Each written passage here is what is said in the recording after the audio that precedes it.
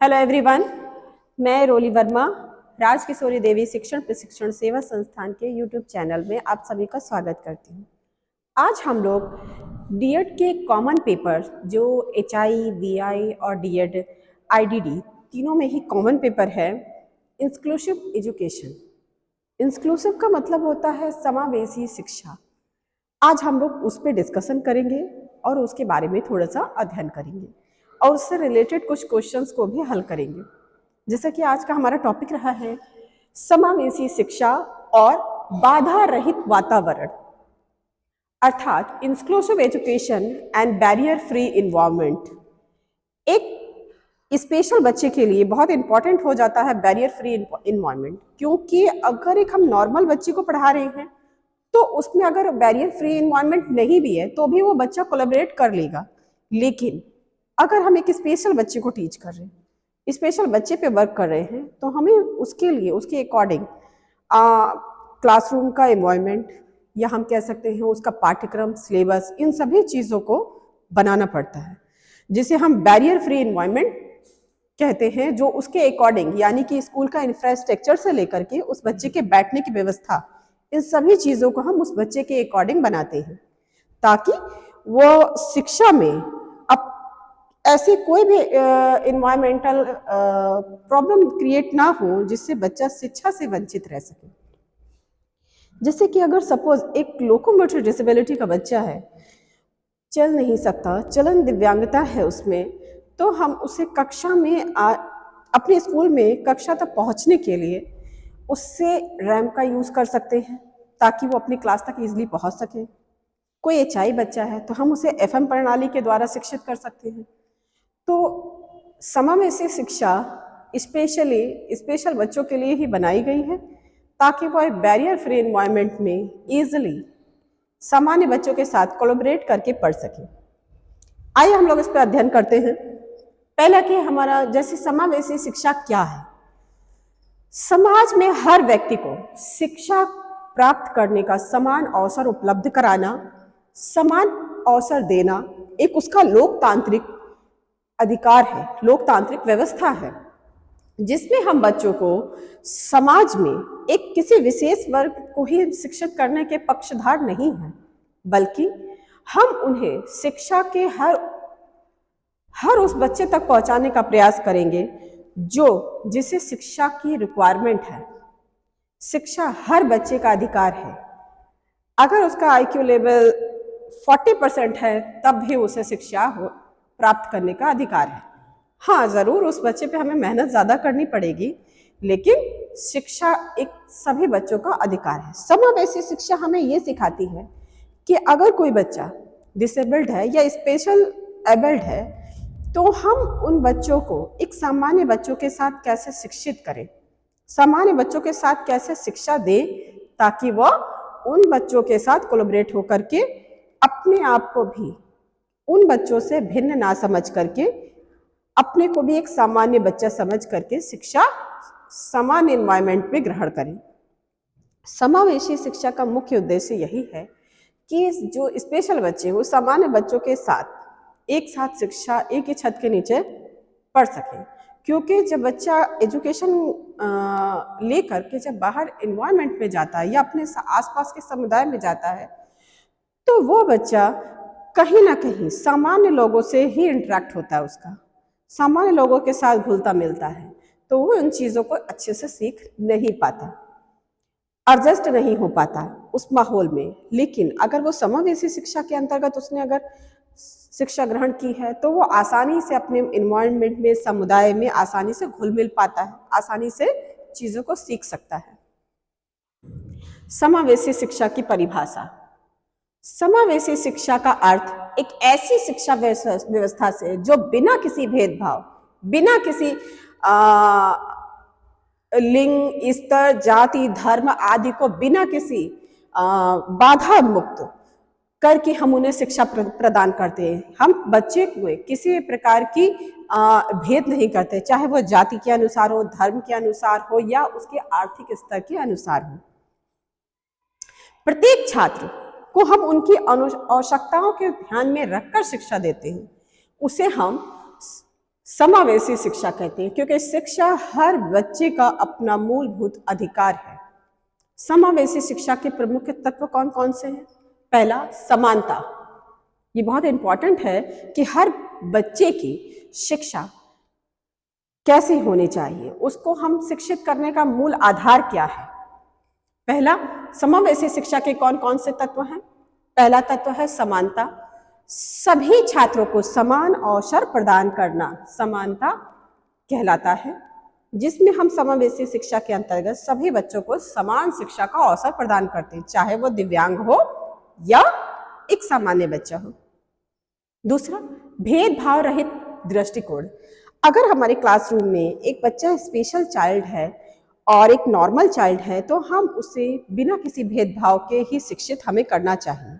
उनके साथ किसी भी प्रकार का भेदभाव नहीं करना चाहिए। ये हमें सहयोगात्मक शिक्षा, छात्र अभिभावक और अध्यापक के बीच एक सहयोगात्मक संबंध होना चाहिए, जो एक दूसरे के साथ मिलजुल करके बच्चे को शिक्षा देने में हेल्प कर सके। उसके बाद है हमारा अनुकूलन पाठ्यक्रम। मतलब पाठ्यक्रम इन बच्चों का ऐसा होना चाहिए जो उन बच्चों के अनुसार हो, जाति के, उम्र के, लिंग भेद सबके अनुसार हो। अभिगम्यता। स्कूल जाने के लिए बच्चे का वातावरण ऐसा होना चाहिए जो सुविधापूर्ण हो, जिससे आसानी से वो स्कूल तक पहुंच सके, जैसे स्कूल भवन, शैक्षिक सामग्री, सेवाओं की सुगमता। अब है समावेशी शिक्षा का महत्व। समावेशी शिक्षा का क्या महत्व है? समावेशी शिक्षा क्यों इम्पोर्टेंट है? पहले हमारे समाज में इन दिव्यांग बच्चों के लिए शिक्षा की कोई व्यवस्था ही नहीं थी। इन्हें लोग समझते थे कि ये बच्चे पढ़ ही नहीं सकते, एजुकेशन ग्रहण ही नहीं कर सकते।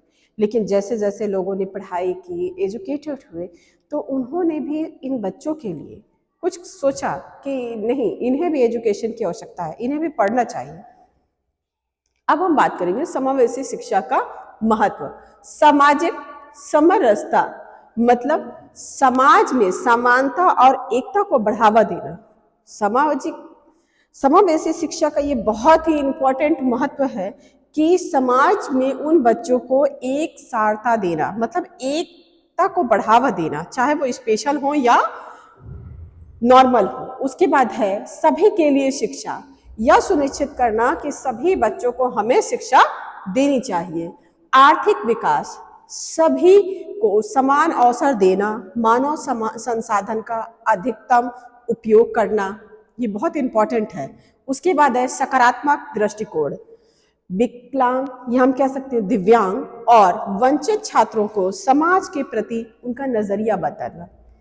क्या एक स्पेशल चाइल्ड समाज में अपना योगदान नहीं दे सकता? बिल्कुल दे सकता है। हम उससे वो उनकी आवश्यकताओं की पूर्ति करके उन्हें इस लायक बनाएं ताकि वो समाज में भी अपनी भागीदारी को दे सके। उनका भी अपना एक स्थान है। हमें उन्हें समाज से अलग नहीं करना चाहिए, क्योंकि कभी कभी एक स्पेशल चाइल्ड ज़रूरी नहीं है कि अगर वो फिजिकली एबल्ड है तो वो डिसेबल्ड है तो वो कहीं ना कहीं आपको शिक्षा से वंचित रह जाए, क्योंकि एक स्पेशल चाइल्ड भी शिक्षा में बहुत ऊंचा मुकाम हासिल कर सकता है।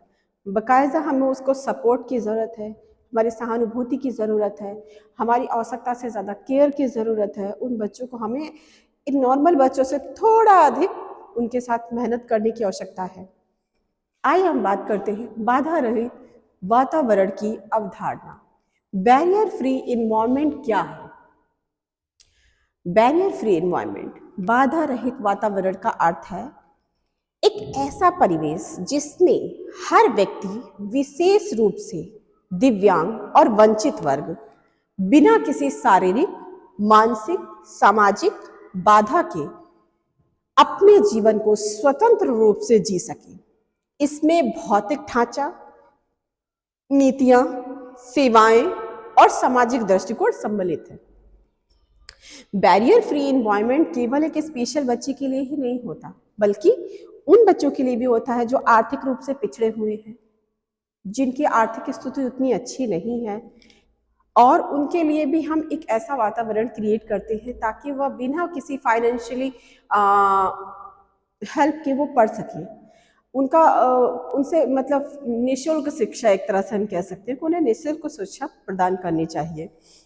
ठीक है। शारीरिक और मानसिक और सामाजिक बाधा, इन बच्चों के लिए एक ऐसी शिक्षा व्यवस्था को देना जिनमें ना तो उनका कोई मानसिक स्तर, न शारीरिक, न मानसिक, न सामाजिक किसी प्रकार की कोई बाधा ना आए। जैसे कि स्पेशल बच्चा है, हेयरिंग इम्पेयरमेंट है, सुन नहीं सकता, तो हमें अपने क्लासरूम में जब हम इन बच्चों को शिक्षा देते हैं तो क्लासरूम में एक ऐसी व्यवस्था होनी चाहिए जिनसे ये बच्चे आसानी से शिक्षा ग्रहण कर सकें। जैसे एफएम प्रणाली से इन बच्चों को शिक्षा देना, या हम कह सकते हैं स्पीच ट्रेनर से शिक्षा देना कि स्पीच ट्रेनर यूज़ कर सकते हैं हम उनको पढ़ाने के लिए, ताकि उनकी जो एबनॉर्मेलिटी है हम कह सकते हैं वो काफ़ी हद तक कम हो सके, क्योंकि शिक्षा तो सभी का अधिकार है, चाहे वो स्पेशल हो या नॉर्मल चाइल्ड। तो जब शिक्षा सभी का अधिकार है तो उन बच्चों को हमें शिक्षित करने के लिए हमें हर वह सपोर्ट देना चाहिए जिनसे वो बच्चे समाज में आगे बढ़ सकें, शिक्षित हो सकें, चीज़ों को ग्रहण कर सकें बिना किसी बाधा के। इसीलिए एक स्पेशल स्कूल में बैरियर फ्री इन्वायरमेंट का को बहुत ज़्यादा महत्व दिया जाता है, ताकि हर बच्चा किसी भी बाधा के कारण स्कूल में शिक्षा ग्रहण करने से वंचित रह सके। तो बैरियर फ्री इन्वायरमेंट इसी पर फोकस हम लोग करते हैं कि इसीलिए इसे स्पेशल स्कूलों में रैंप बना होता है, आपका हवादार बड़े बड़े क्लासेस होते हैं, कुर्सियाँ उन बच्चों के बैठने के लिए अकॉर्डिंग होती है। अगर कोई बच्चा फिजिकली अगर ठीक से बैठ नहीं सकता तो उनके लिए स्पेशल तरह की कुर्सियों का इस्तेमाल करना, या हार्ड ऑफ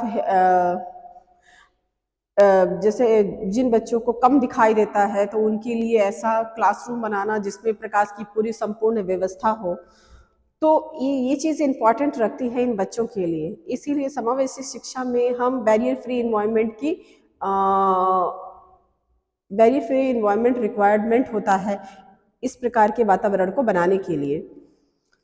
तो बहुत ही अच्छा है आपके लिए ये इसका अध्ययन करना, क्योंकि बाधा रहित वातावरण के घटक कौन कौन से हो सकते हैं। पहला है भौतिक बाधा रहित। सामाजिक संस्थानों, विद्यालयों और कार्यस्थलों की रचना ऐसी होनी चाहिए कि उन सभी के लिए सुलभ हो। मतलब जो हमारा भौतिक स्कूल का जो भौतिक स्ट्रक्चर है, जो आपका स्कूल का जो ढांचा है वो ऐसा होना चाहिए, ऐसा निर्माण होना चाहिए, ऐसा कार्यस्थल होना चाहिए जहां पर बच्चे इजीली पहुंच सके और बच्चे फ्रीली होकर एजुकेशन को ग्रहण कर सकें। दूसरा है सूचनात्मक बाधा रहित। सूचना और संचार के सभी वह साधन स्कूल में उपलब्ध हो, जैसे वेबसाइट हो, कॉलेज में बुक्स हो, सॉफ्टवेयर हो।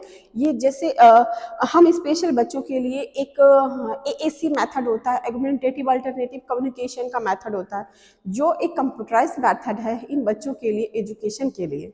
तो इस तरह का व्यवस्था एक स्पेशल स्कूल में होनी चाहिए जिससे ये बच्चे आसानी से शिक्षा ग्रहण कर सके। सामाजिक बाधा रहित वातावरण। उस स्कूल में जो अध्यापक या बच्चे जो पढ़ रहे हैं उनके बीच अध्यापक को किसी भी प्रकार का भेदभाव नहीं करना चाहिए। जैसे कि वो आर्थिक रूप से कमज़ोर स्तर का बच्चा है तो हम उसके साथ अलग व्यवहार करें, एक उच्च कोटि के बच्चे के साथ हम अलग व्यवहार करें, तो ये गलत है। एक सामाजिक बाधा रहित वातावरण को हमें बनाना चाहिए। उसके बाद है नीतिगत बाधा रहित। ऐसी नीतियां बनाना जो समाज के हर व्यक्ति के लिए समान अवसर सुनिश्चित करे। मतलब समाज के जो व्यक्ति हैं उनके लिए एक ऐसी नीतियां बनाता है जो नीतिगत से बाधा मुक्त बनाती है। क्लास में जो एक नीति अगर एक सभी बच्चों पर हम एक ही रूल्स को हमें फॉलो करना चाहिए, अलग अलग रूल्स को फॉलो नहीं करना चाहिए, क्योंकि हम किसी भी बच्चे से भेदभाव नहीं कर सकते। ये इस तरह का वातावरण हमें अपने क्लासरूम में, अपने स्कूल में फॉलो कराना चाहिए बच्चों के साथ। ठीक है। समावेशी शिक्षा और बाधा रहित वातावरण में क्या संबंध है? समावेशी शिक्षा और बाधा रहित वातावरण दोनों एक दूसरे के पूरक हैं। क्योंकि समावेशी शिक्षा का आधार ही है बाधा रहित वातावरण देना। बिना बाधा रहित वातावरण के समावेशी शिक्षा का उद्देश्य पूरा हो ही नहीं सकता। जब सभी छात्र को समान अवसर और समान सुविधाएं दी जाती हैं, तभी हम शिक्षा के वास्तविक उद्देश्य को पूरा करते हैं। अगर हम बच्चों को शिक्षा और का समान अवसर और सुविधाएं नहीं देते हैं, तो हम शिक्षा के वो अवसर को प्राप्त नहीं कर पाते हैं। शिक्षा में बाधाओं का प्रभाव। शारीरिक बाधाएं।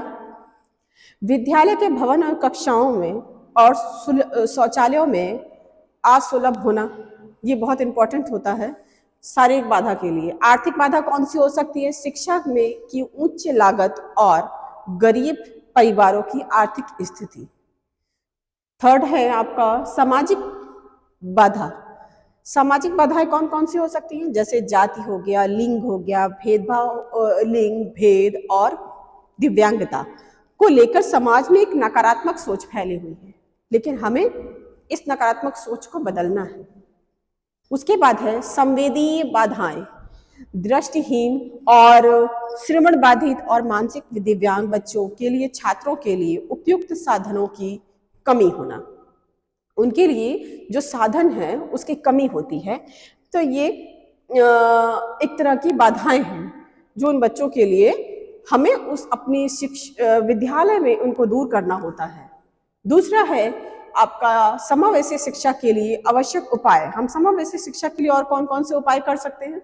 जैसे समान अवसर की गारंटी देना। हम सभी बच्चों को एक समान अवसर प्रदान करना चाहिए। शिक्षकों का प्रशिक्षण। जो विशेष आवश्यकता वाले बच्चे हैं, उनकी समावेशी शिक्षा के अंतर्गत हमें उन विशेष आवश्यकता वाले अध्यापकों की आवश्यकता होती है जो विशेष रूप से प्रशिक्षित हों इन बच्चों को शिक्षा देने के लिए। क्योंकि कभी कभी एक स्पेशल बच्चों को पढ़ाने के लिए एक नॉर्मल टीचर की आवश्यकता ना होकर के बल्कि एक स्पेशल टीचर की आवश्यकता होती है, जिसे उस बच्चे की डिसेबिलिटी के बारे में कंप्लीटली नॉलेज हो कि हमें कैसे उसे एजुकेट करना है, कैसे पढ़ाना है। उसे हर टीचिंग मेथड से प्रशिक्षित होना चाहिए ताकि वो बच्चों को अपने हर टीचिंग मेथड्स का उपयोग करके बच्चों को शिक्षित कर सके। नेक्स्ट है आपका प्रौद्योगिकी का उपयोग करना, जैसे ब्रेल लिपि, साइन लैंग्वेज, ऑडियो बुक्स, इस तरह की टेक्नोलॉजी का उपयोग करना। प्रौद्योगिकी मीन्स टेक्नोलॉजी। हम शिक्षा के अंतर्गत इन बच्चों को टेक्नोलॉजी बेस्ड एजुकेशन देना ताकि वो बच्चे आसानी से शिक्षा ग्रहण कर सकें। जैसे एक ब्लाइंड बच्चा है तो उसे हम ब्रेल लिपि में पढ़ाएं, एक डेफ बच्चा है तो हम उसे उसे विजुअली पढ़ाएं, दिखा करके पढ़ाएं। एक ब्लाइंड बच्चे को हम ऑडियो के माध्यम से पढ़ा सकें। सामाजिक जागरूकता। भेदभाव और पूर्वाग्रह को समाप्त करने के लिए समाज को शिक्षित करना, क्योंकि अगर हमारा समाज शिक्षित होगा तो समावेशी शिक्षा ऑलरेडी बहुत आसान हो जाएगी इन बच्चों को देना, क्योंकि एक शिक्षित समाज ही एक शिक्षित वातावरण दे सकता है। नीतियों का निर्माण करना। समावेशी शिक्षा को बढ़ावा देने के लिए, या हम कह सकते हैं समावेशी शिक्षा को पूरा करने के लिए नीतियां बनाना बहुत आवश्यक है। बिना किसी रणनीति के आप किसी भी प्रकार के शिक्षा को दे नहीं सकते, कंप्लीटली नहीं दे सकते, पूरा नहीं कर सकते। तो हमें उसके लिए पहले से रणनीतियां बनानी पड़ेगी और उस पर अमल भी करना पड़ेगा। नेक्स्ट है बाधा रहित वातावरण बनाने के लिए कदम। बाधा रहित वातावरण बनाने के लिए कौन कौन से कदम हैं? अभिगम्य ढांचा, यानी कि हम भवन और सामाजिक स्थलों में रैंप बनाना, जैसा कि मैंने पहले आपको बताया कि इनमें रैंप बनाना या लिफ्ट बनाना ताकि उन बच्चों को आसानी तक क्लासरूम तक पहुंचाया जा सके। और ब्रेल साइन से सुसज्जित करना, ब्रेल लिपि बच्चों को सिखाना जिनसे वो पढ़ सकें। उसके बाद है डिजिटल सुविधाएं। डिजिटल सुविधाएं मतलब जैसे कि बच्चों को वेबसाइट के माध्यम से पढ़ाना, इंटरनेट के माध्यम से एजुकेट करना या कंप्यूटराइज्ड टेक्नोलॉजी के माध्यम से एजुकेट करना, उनके शिक्षा को आसान बनाना। समाज में जागरूकता। दिव्यांग व्यक्तियों के लिए हमें समय समय पर अपने समाज या सामाजिक क्षेत्र में ऐसे जागरूकता प्रोग्राम को ऑर्गेनाइज जरूर कराना चाहिए ताकि समाज में रहने वाले लोग इन बच्चों के प्रति जागरूक हों, उनकी शिक्षा में सपोर्ट करें। तो जब अवेयरनेस नहीं होगी तो लोगों का सपोर्ट भी हमें उतना नहीं मिलेगा। सो हमें ऐसा प्रयास करना चाहिए कि टाइम टू टाइम हम ऐसा प्रोग्राम को ऑर्गेनाइज करा सकें। नेक्स्ट है समावेशी परिवहन, सामाजिक सार्वजनिक परिवहन को सभी के लिए सुलभ बनाना। सार्वजनिक परिवहन को सभी के लिए सुगम बनाना। हम जो समावेशी परिवहन है वो हम जो स्पेशल बच्चे हैं उनके लिए आसान बनाना, ताकि वो आसानी से अपने क्लासरूम तक पहुंच सकें। भारतीय संदर्भ में समावेशी शिक्षा और बाधा रहित वातावरण। भारत में समावेशी शिक्षा को बढ़ावा देने के लिए विभिन्न नीतियां और कार्यक्रम चलाए जा रहे हैं। जैसे नीतियां और कार्यक्रम, कौन कौन से कार्यक्रम है? एसएससी हो गया आपका सर्व शिक्षा अभियान। सर्व शिक्षा अभियान के माध्यम से हम हर उस बच्चे को शिक्षित करते हैं जो स्पेशल है। सर्व शिक्षा अभियान में एसएससी में स्पेशल एजुकेटर को विशेष रूप से प्रशिक्षित किया जाता है और उन बच्चों के लिए एजुकेशन के लिए उन्हें हायर किया जाता है। उसके बाद है आरटीआई एक्ट 2009। आरटीआई एक्ट 2009 के अनुसार 6 से 14 वर्ष के सभी दिव्यांग बच्चों के लिए अनिवार्य मुफ्त शिक्षा की व्यवस्था की गई, जो फ्री ऑफ कॉस्ट हो और सभी के लिए कंपलसरी हो। Person with disability act 1995, person with disability act PWD act जो बनाया गया वो विशेष बच्चों के अधिकारों के लिए रक्षा के लिए बनाया गया, ताकि जो ये स्पेशल बच्चे हैं उनके अधिकार उनके पास रहे, उन्हें पता हो कि हमारे कौन कौन से अधिकार हैं जिन्हें हम कहाँ कहाँ यूज कर सकते हैं। उसके बाद है सुगम भारत अभियान। सुगम्य सार्वजनिक स्थानों पर दिव्यांगों के लिए सुलभ बनाना। जैसे पहले क्या था कि हमारे समाज में इन बच्चों के लिए स्पेशल जैसे रैंप नहीं होता था आपका रेलवे स्टेशंस वगैरह पे, या हम कह सकते हैं हॉस्पिटल्स में, लेकिन अब इन बच्चों को के लिए अलग से व्यवस्था की जाती है, लिफ्ट की, रैंप की, या टॉयलेट ऐसे मॉडिफाइड किए जाते हैं जो स्पेशल लोगों के लिए भी यूज़ हो। बस ट्रेन इन सब में उनकी सीट भी इस तरह की रिजर्व होती है इन व्यक्तियों के लिए। तो गवर्नमेंट कहीं ना कहीं जो ये एक्ट बनाई हुई है आपका आरपीडब्ल्यू एक्ट, उसमें बच्चों को बहुत ज़्यादा स्पेशल लोगों के सुविधाओं के बारे में डिस्कस किया गया है, ताकि उन्हें आवश्यकता अनुसार उन सुविधाओं को दिया जा सके। उसके बाद बात करेंगे कौन कौन सी चुनौतियां हैं। पहला है जागरूकता की कमी। ये बिल्कुल सही है कि हमारे समाज में समावेशी शिक्षा के लिए अभी भी जागरूकता की बहुत कमी है। कई लोगों को पता ही नहीं होता है कि इन बच्चों के लिए अनिवार्य और मुफ्त शिक्षा है, फ्री ऑफ कॉस्ट है। तो बच्चे जागरूकता ना होने के कारण भी ये बच्चे शिक्षा से वंचित रह जाते हैं। दूसरा है पर्याप्त वित्तीय संसाधनों की कमी। हाँ, इतने कई पिछड़े क्षेत्रों में पर्याप्त साधन नहीं होते जिससे इन बच्चों को शिक्षा के स्थल तक पहुंचाया जा सके। उसके बाद है प्रशिक्षित शिक्षकों और कर्मचारियों की कमी। प्रशिक्षित शिक्षकों और कर्मचारियों की कमी है हमारे समाज में, जो प्रॉपरली इन बच्चों के लिए तैयार नहीं हो पाते हैं एजुकेशन देने के लिए। क्यों? क्योंकि ये इस तरह से खुद एजुकेट नहीं होते हैं कि हम उन्हें बच्चों को स्पेशल बच्चों के साथ कैसे कार्य करें। तो अगर एक टीचर है तो उसे हर वो टीचिंग मेथड्स पता होने चाहिए जो इन बच्चों पे वो अप्लाई कर सकते हैं, उन्हें शिक्षित कर सके। तो उसे संपूर्ण नॉलेज होनी चाहिए। समाज में पूर्वाग्रह भेदभाव, हमारा समाज आज भी बहुत पिछड़ा हुआ है। कहीं ना कहीं हमारे इन बच्चों के प्रति थोड़ा सा भेदभाव होता है। उसके बाद है समाधान। समाज में जागरूकता को बढ़ावा देना सबसे बड़ा, कि हमें टाइम टू टाइम ऐसे अवेयरनेस प्रोग्राम्स को कराना चाहिए जिनसे दिव्यांग बच्चों के प्रति, उनकी समय की शिक्षा के प्रति जागरूकता पैदा हो, लोग आवश्यकता से ज़्यादा अधिक जाने उन चीज़ों के बारे में। शिक्षा और कर्मचारियों को प्रशिक्षित करें, ऐसे कई कार्यक्रम चलाएं जो प्रॉपरली इन बच्चों को, इन प्रशिक्षित अध्यापकों को तैयार करें जो इन बच्चों को एजुकेशन दे पाएँ। उसके बाद है शिक्षा और परिवहन को सुलभ बनाना, जो हम इन बच्चों को शिक्षा स्थल तक पहुंचाने के लिए पर्याप्त परिसाधन देना, ताकि इन बच्चे शिक्षा स्थल तक पहुंच सके। सरकारी नीतियों को सख्ती से लागू करना। जो सरकारी नीतियां हैं, जैसा कि अभी हम लोगों ने पढ़ा था SSA और RPDW एक्ट या PWD एक्ट, इन सबों पे हमें जो है ये रूल्स जो बने हों उनको अच्छे से फॉलो करना, अप्लाई करना अपने समाज पे। निष्कर्ष क्या निकला? समावेशी शिक्षा और बाधा रहित वातावरण कहीं ना कहीं एक दूसरे से जुड़े हुए हैं। इसके लिए समाज का एक की दिशा में महत्वपूर्ण कदम है, एक सशक्त कदम है। कोई भी व्यक्ति शिक्षा, रोजगार और समाज में योगदान देने से वंचित ना रह सके, और इसके लिए समाज, सरकार और प्रत्येक नागरिक को एकजुट होकर के प्रयास करना चाहिए ताकि हम इन बच्चों को अच्छे से शिक्षित कर सकें। आइए हम इससे संबंधित कुछ क्वेश्चंस को हल करते हैं। पहला क्वेश्चन है, समावेशी शिक्षा का मुख्य उद्देश्य क्या है? पहला ऑप्शन है यहाँ पर सभी बच्चों को समान अवसर देना। दूसरा है केवल विशेष बच्चों को शिक्षा देना। तीसरा है बच्चों को घर पर शिक्षा देना। चौथा है बच्चों को खेल कूद में प्रशिक्षित करना।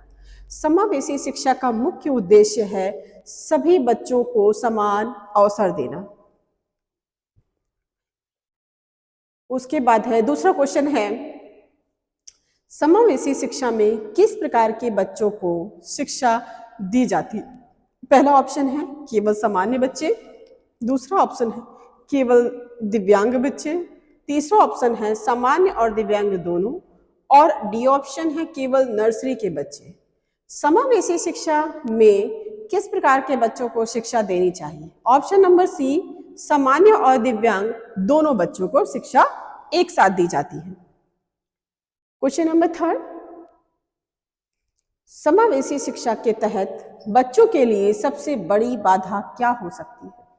ऑप्शन नंबर फर्स्ट है आपका शारीरिक विकास। दूसरा है मानसिक विकास। तीसरा है शारीरिक और मानसिक अवरोध।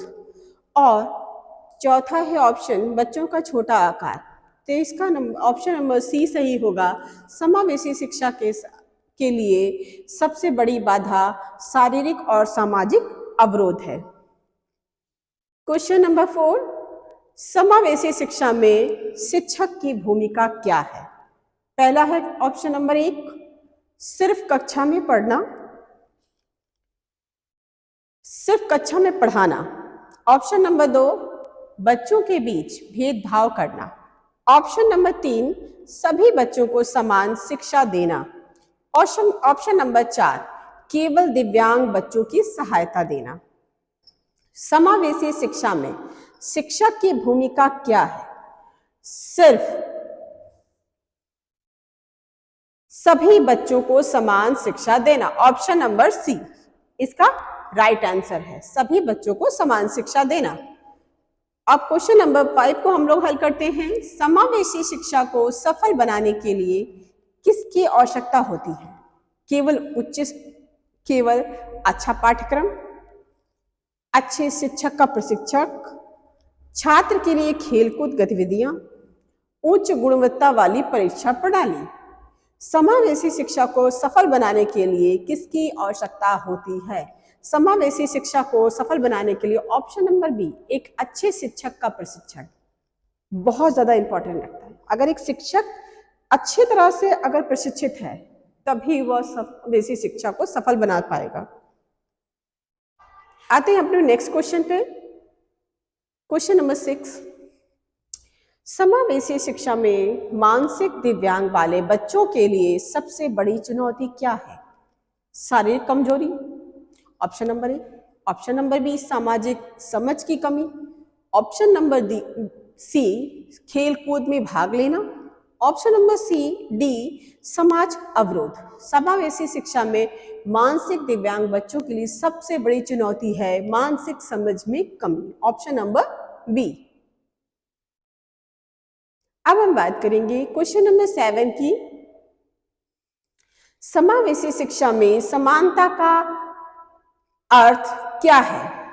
सभी बच्चों को समान पाठ्यक्रम देना, सभी बच्चों को अलग अलग कक्षाओं में पढ़ाना, सभी बच्चों को अपनी आवश्यकता के अनुसार समर्थन देना, सभी बच्चों को समान खेलकूद की गतिविधि में भाग लेना। समानता का अर्थ है सभी बच्चों को समान पाठ्यक्रम देना। नेक्स्ट है क्वेश्चन नंबर 8, समावेशी शिक्षा में भाषा के संदर्भ में किस बात का ध्यान रखना चाहिए? ऑप्शन नंबर ए, केवल एक भाषा में शिक्षा देना। ऑप्शन नंबर बी, बच्चों की मातृभाषा और सम्मान करना। ऑप्शन नंबर सी, विदेशी भाषाओं का प्रचार करना। ऑप्शन नंबर डी, भाषा के लिए किसी विशेष शिक्षक की नियुक्ति करना। समावेशी शिक्षा में भाषा के संदर्भ में किस बात को ध्यान में रखना चाहिए? समावेशी शिक्षा के अंतर्गत में बच्चों की मातृभाषाओं का सम्मान करना। केवल ऑप्शन नंबर ए सही है, केवल एक भाषा में शिक्षा को देना। This is the most important. Option number 1, केवल एक भाषा में शिक्षा को देना। अब क्वेश्चन नंबर 9 पे आते हैं हम लोग। समावेशी शिक्षा में किस प्रकार के बोधक अवरोध हो सकते हैं? मानसिक और शारीरिक, शारीरिक अवरोध, केवल मानसिक अवरोध या केवल सामाजिक अवरोध? इसका सही ऑप्शन होगा ऑप्शन नंबर ए, मानसिक और सामाजिक अवरोध। अब हम बात करते हैं क्वेश्चन नंबर 10 की। समावेशी शिक्षा के तहत विद्यालय में किसका समर्थन आवश्यक है? केवल शिक्षक का, केवल बच्चों का, परिवार और समुदाय का, केवल शिक्षा मंत्रालय का? समावेशी शिक्षा के तहत विद्यालय में किसका समर्थन आवश्यक है? परिवार और समुदाय का। ऑप्शन नंबर सी।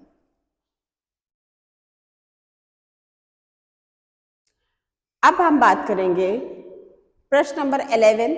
समावेशी शिक्षा के लिए कौन सा उपकरण जरूरी है? उच्च गुणवत्ता वाली टेक्निक। दूसरी है केवल शारीरिक शिक्षा उपकरण। तीसरा ऑप्शन है दिव्यांग बच्चों के लिए सहायक उपकरण। यह ऑप्शन नंबर डी, खेलकूद उपकरण। समावेशी शिक्षा के लिए कौन सा उपकरण जरूरी है? दिव्यांग बच्चों के लिए सहायक उपकरण। तीसरा ऑप्शन नंबर सी सही है। समावेशी शिक्षा में छात्रों के बीच भेदभाव को समाप्त करने के लिए किसका प्रयास किया जाता है? ऑप्शन नंबर ए, शिक्षा नीति में सुधार। ऑप्शन नंबर बी, छात्रों का मानसिक परीक्षण। ऑप्शन नंबर सी, समान अवसर एवं समानता। ऑप्शन नंबर डी, परीक्षा के कठिनाई स्तर में वृद्धि। समावेशी शिक्षा में छात्रों के बीच भेदभाव को समाप्त करने के लिए किसका प्रयास किया जाता है? समान अवसर और समानता दी जाती है। समावेशी शिक्षा में छात्रों के बीच भेदभाव को समाप्त करने के लिए किसका प्रयास किया जाता है? शिक्षा नीति में सुधार किया जाना। Option number A is the right answer. Question number 12। Question number 13, किस प्रकार की बाधा समावेशी शिक्षा में सबसे सामान्य मानी जाती है? ऑप्शन नंबर ए, शारीरिक बाधा। ऑप्शन नंबर बी, मानसिक और सामाजिक बाधाएं। ऑप्शन नंबर सी, केवल शैक्षिक बाधाएं। ऑप्शन नंबर डी, केवल भावनात्मक बाधाएं। किस प्रकार की बाधाएं समावेशी शिक्षा में सबसे सामान्य मानी जाती है? केवल शैक्षिक बाधाएं सबसे सामान्य है। Question number 14। समावेशी शिक्षा में मानसिक स्वास्थ्य को ध्यान में रखते हुए क्या कदम उठाए जाते हैं? पहला, केवल खेल कूद गतिविधियां करना। बी ऑप्शन है बच्चों के लिए मानसिक स्वास्थ्य समर्थन और काउंसलिंग।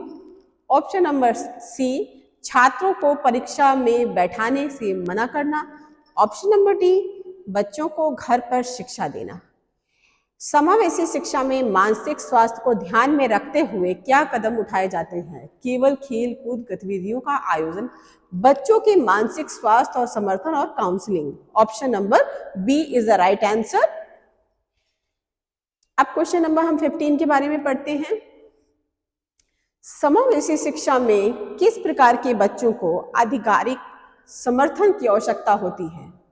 केवल विशिष्ट शिक्षा वाले बच्चों को, सभी बच्चे जिनकी आदतें अलग अलग होती हैं, केवल शारीरिक रूप से दिव्यांग बच्चों को, केवल मानसिक रूप से दिव्यांग बच्चों को। समावेशी शिक्षा में किस प्रकार के बच्चों को आधिकारिक रूप से समर्थन की आवश्यकता होती है? इसका सही आंसर होगा सभी बच्चे जिनकी जरूरतें अलग अलग होती हैं उन्हें। Option number B is the right answer question number 15 कि अब क्वेश्चन नंबर 16 पे हम लोग आते हैं। समावेशी शिक्षा में प्रवृत्तियां और अनुभव का क्या मतलब है? प्रवृत्तियां और अनुभव का क्या मतलब है? शिक्षा की छात्रों के पहला ऑप्शन है शिक्षा, छात्रों की शिक्षा प्रणाली से बाहर की गतिविधियां, बच्चों के लिए शैक्षिक अनुभव, ऑप्शन नंबर सी पाठ्यक्रम के लिए बाहरी गतिविधियां, ऑप्शन नंबर डी छात्रों के व्यक्तिगत जीवन के अनुभव। समावेशी शिक्षा में प्रवृत्तियां और अनुभव का क्या मतलब है? छात्रों की शिक्षा प्रणाली में बाहर की गतिविधियां नहीं, छात्रों के व्यक्तिगत जीवन के अनुभव जो होते हैं। Option number D is the right answer question number 16। अब हम बात करते हैं प्रश्न नंबर 17 के बारे में।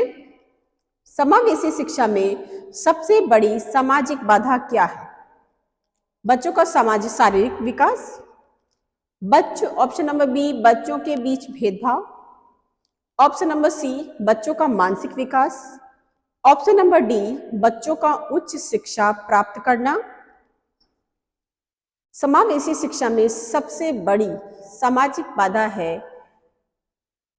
बच्चों के बीच भेदभाव, ऑप्शन नंबर बी, जिसे हमें खत्म करना चाहिए ताकि इन बच्चों के बीच बिना किसी भेदभाव को उन्हें शिक्षित किया जा सके। अब हम नेक्स्ट क्वेश्चन पे आते हैं, क्वेश्चन नंबर 18। समावेशी शिक्षा में प्राथमिक शिक्षा के स्तर पर किस प्रकार की सहायता सबसे अधिक महत्वपूर्ण होती है? प्राथमिक शिक्षा के स्तर पे हमें सबसे ज्यादा इंपॉर्टेंट कौन सी सहायता होती है? पहला कौन ऑप्शन है शारीरिक सहायता, दूसरा है मानसिक एवं शैक्षिक सहायता, तीसरा ऑप्शन है खेलकूद और शारीरिक शिक्षा, चौथा ऑप्शन है बच्चों के सांस्कृतिक प्रशिक्षण। B is the right answer question number 18, मानसिक और शैक्षिक सहायता। उन बच्चों को हमें मेंटली और शैक्षिक रूप से सपोर्ट की ज्यादा आवश्यकता होती है जो प्राथमिक स्तर पे हो, ताकि उन्हें घर से स्कूल तक लाया जा सके, पहले मानसिक रूप से तैयार किया जाए शिक्षा ग्रहण करने के लिए।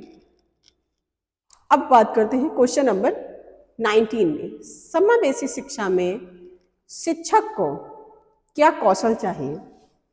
केवल शैक्षिक ज्ञान होना चाहिए, ऑप्शन नंबर बी शारीरिक शिक्षा का ज्ञान होना चाहिए, ऑप्शन नंबर सी सभी बच्चों के लिए सहानुभूति और सहायक दृष्टिकोण, ऑप्शन नंबर डी केवल व्यवसायिक ज्ञान नहीं, option number D C is the right answer. समावेशी शिक्षा में शिक्षक को सभी बच्चों के लिए सहानुभूति और सहायक दृष्टिकोण का कौशल होना चाहिए। अब क्वेश्चन नंबर 20 पे आते हैं। समावेशी शिक्षा में बच्चों के लिए सहायक तकनीक का क्या अर्थ है? इन बच्चों के लिए सहायक तकनीक क्या हो सकती है? जो बच्चे फिजिकली डिसेबल्ड हैं, हम उन्हें कौन से ऐसे उपकरण प्रदान करें जिससे वो बच्चे अपनी शारीरिक बाधा को कम कर सके और कम करके शिक्षा एक नॉर्मल पर्सन की तरह शिक्षा को ग्रहण कर सके। इसका ऑप्शन नंबर फर्स्ट है आपका बच्चों को केवल शारीरिक उपकरण देना, ऑप्शन नंबर बी बच्चों को भाषा सहायता देना, ऑप्शन नंबर सी बच्चों के सहायक उपकरण जैसे ब्रेल, व्हीलचेयर वगैरह, दूसरा ऑप्शन नंबर डी है बच्चों की अलग अलग कक्षाओं में शिक्षा देना। ऑप्शन नंबर डी तो बिल्कुल गलत हो सकता है क्योंकि हम समावेशी शिक्षा में कभी भी हम बच्चों को अलग अलग शिक्षा देने के पक्षपात नहीं होते, ठीक है।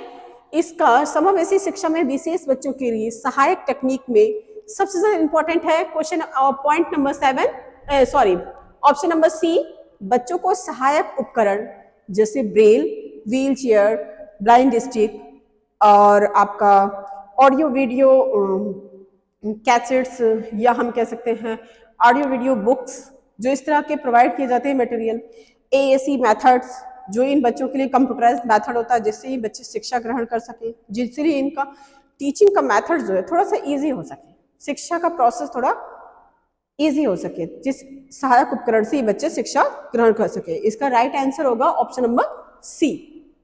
आई होप आप लोगों ने इस टॉपिक पे काफी कुछ जाना होगा। इंक्लूसिव एजुकेशन क्या है, उनकी कौन कौन से बैरियर फ्री एनवायरनमेंट है, उनसे रिलेटेड क्वेश्चंस को हमने अटेम्प्ट किया। तो आपने इन क्वेश्चंस के माध्यम से बहुत कुछ सीखा होगा कि कैसे एक बैरियर फ्री एनवायरनमेंट हम अपने स्कूल में अप्लाई कर सकते हैं, इन बच्चों को बैरियर फ्री एनवायरनमेंट दे सकते हैं ताकि वो शिक्षा से जुड़े रहे, हटे नहीं, शिक्षा के साथ जुड़े रहे और एक दूसरे के साथ कोलैबोरेशन से एजुकेशन को अच्छे से ग्रहण कर सकें। आई होप आप लोगों को ये क्लास काफ़ी अच्छी लगी होगी, काफ़ी ज्ञानवर्धक रहा होगा, आपने बहुत कुछ इसमें से सीखा होगा और इससे रिलेटेड क्वेश्चंस को हल करके आपने बहुत कुछ जाना होगा। थैंक यू, मिलते हैं नेक्स्ट क्लास में।